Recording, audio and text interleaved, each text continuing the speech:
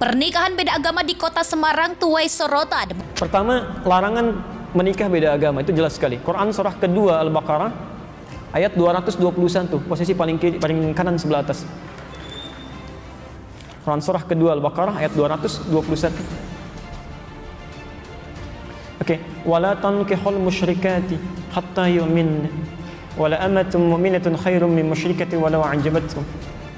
Wala tunkihul musyrikina hatta yu'minu. Wala 'abdun mu'minun khairum min musyriki walau a'jabakum. Ulaika yad'una ila an-nar. Ulaika yad'una ila an-nar. Allahu akbar. Wala tankihul musyrikat, jelas, dan jangan pernah nikahi perempuan yang musyrik.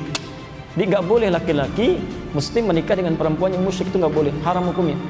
Laknya nahyi di situ. Ya. Bapak Ibu sekalian, mana yang musyrik itu apa musyrik? Menyekutukan Allah kan? Ya, menyekutukan Allah. Ya, bagaimana dengan orang yang mengatakan Tuhan itu ada bapaknya, ada anaknya, kan? Tuhan itu tiga, Tuhan itu bersyirikat. Itu yang paling musyrik luar biasa. Itu kezaliman terbesar. Innasyirka la dzulmun adzim, kan? Makanya kata Ibnu Abbas, tidak ada kemusyrikan paling besar, kezaliman paling besar di samping yang mengatakan Tuhan punya anak. Oke. Jadi kita langsung bisa jawab saja bahwa seseorang yang menikah dia dalam keadaan muslim, sudah tahu dalam keadaan muslim, kan? Kemudian dia menikahi hal yang dilarang di Quran, maka hukumnya maksiat.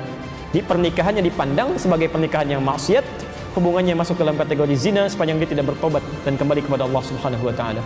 Dan fasakh hukumnya, kalau diketahui dia harus dipisahkan. Ya. Kalau perempuan, hati-hati.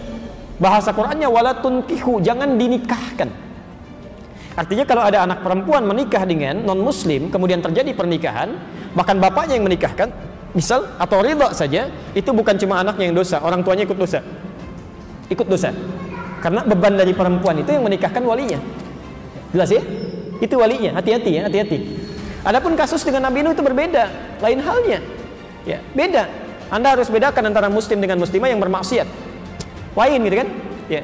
Nabi Nuh dalam keadaan muslim, dia berislam dengan baik, dalam keadaan sebelumnya sudah berumah tangga. Ya, diangkat mendapat hidayah, diangkat ditetapkan sebagai seorang rasul. Ya. Sama, Nabi Muhammad SAW itu kan hanif sebelumnya. Khadijah juga demikian. Ketika Nabi Muhammad diangkat sebagai seorang rasul, ditetapkan, ngajak istrinya kan berdakwah. Itu sudah berumah tangga, sudah hanif sebelumnya. Maka diajak mau ikut.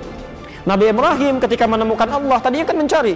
Lihat matahari, lihat bulan, lihat sana sini gitu kan. Sampai menemukan Allah, diajak istrinya beriman. Nabi Nuh juga dalam keadaan demikian, mendapatkan risalah, beriman, diajak istrinya. Ya? Ketika tidak mau dia beriman, bahkan anaknya tidak mau, Quran turun mengatakan innahu laisa min ahlik, dia bukan keluargamu. Selesai. Pisah di situ. Tapi berarti dakwah berjalan. Ya. Sama dengan Asyah kan? Asyah dengan Firaun sudah berumah tangga sebelumnya.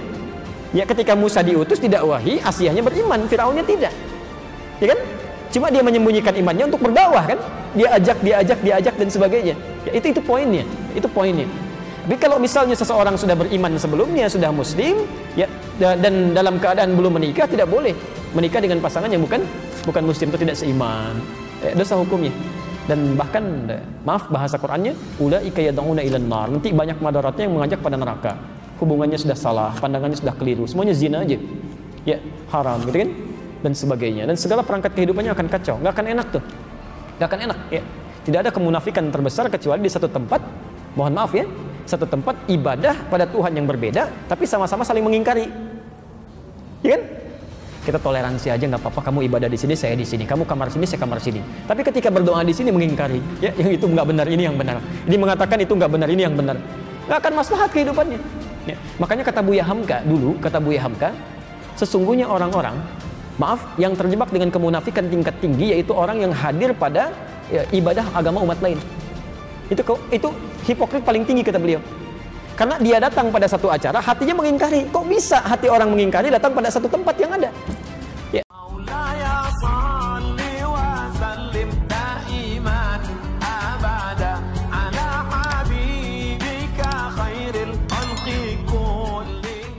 Buya Yahya pernah bilang hati-hati, agama itu mahal. Tangkapan layar pendakwah sekaligus pengasuh pondok pesantren Al-Bahjah Cirebon Buya Yahya tak terlalu mendukung pernikahan beda agama.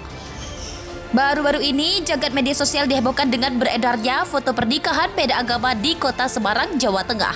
Video pernikahan beda agama tersebut awal mulanya diketahui dari postingan akun TikTok @sakaalia belum lama ini. Informasi pernikahan beda agama tersebut rupanya dibenarkan oleh seorang konselor pernikahan sekaligus saksi pernikahan beda agama, Nurkolis. Ahmad Nurkolis mengungkapkan pasangan pernikahan beda agama tersebut telah melakukan akad dan pemberkatan di 2 tempat berbeda pada hari Sabtu, 4 Maret 2022. Adapun akad nikah pasangan pengantin beda agama itu dilakukan di sebuah hotel kota Semarang dan dilanjutkan pemberkatan di gereja St. Ignatius Krapiak. Sontak beredarnya video pernikahan beda agama itu menuai sorotan publik di media sosial. Sebagian besar dari publik tak menyetujui pernikahan beda agama tersebut.